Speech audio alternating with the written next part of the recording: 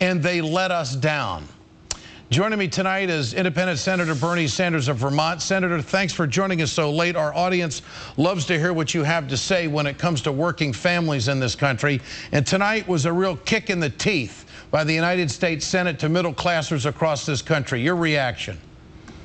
It is beyond my comprehension how, when we have in real terms, Ed, 16% of our people unemployed, 25 million Americans, when we have millions more who work longer hours for lower wages, when we have an economy today which is in as bad a shape as any time since the Great Depression, it is literally beyond my comprehension how we could not get one Republican vote in order to put millions of people back to work. Senator, what is the upside of voting no if you're a Democrat and you stand for democratic values? Well, you got me. I don't understand that either.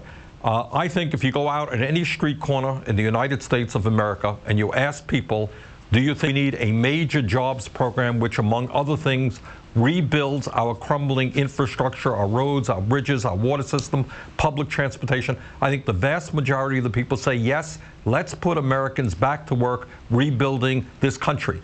In terms of laying off teachers, we have a great crisis in education. Let me tell you, Ed, the solution is not laying off hundreds of thousands of teachers or police officers or firemen. We've got to get them back to work as well. So I can't understand why, in the midst of this economic crisis, anyone would vote against this bill. In my view, we've got to go a lot further, to be honest with you, than the president proposed. I would put a lot more money into infrastructure, into energy, and I think we can create a whole lot of jobs doing that. So what kind of political climate does this create for President Obama? He's put a lot of political capital into this, been out on the road. He's got the polling with him on this, but he didn't get the Senate to vote his way tonight. Where does this leave him?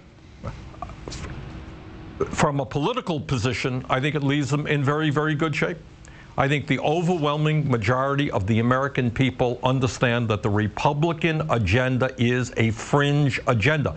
These are the guys who do not want to support job creation because they think it will be good for President Obama. These are the guys who want to destroy Social Security and Medicare. These are the people who, with a huge deficit, want to give more tax breaks to the richest people in this country, and they also want to continue to deregulate Wall Street after Wall Street has caused the recession we're in. So I think this right-wing Republican agenda is a fringe agenda.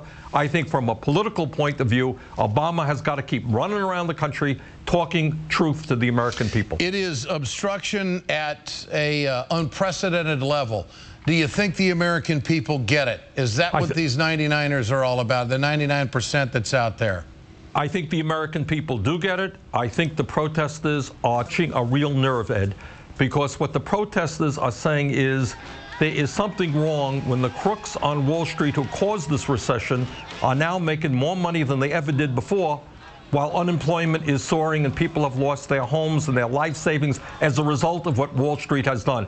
And the other point they're making, which needs to be made, is this great country cannot survive economically when we continue to have such a gross disparity in income and wealth, where you have the top 400 Americans owning more wealth than the bottom 1/2 of America. And Senator, on a different matter tonight, the Republican debate took place, and Newt Gingrich made the comment that he thinks that Dodd and Frank should be in jail.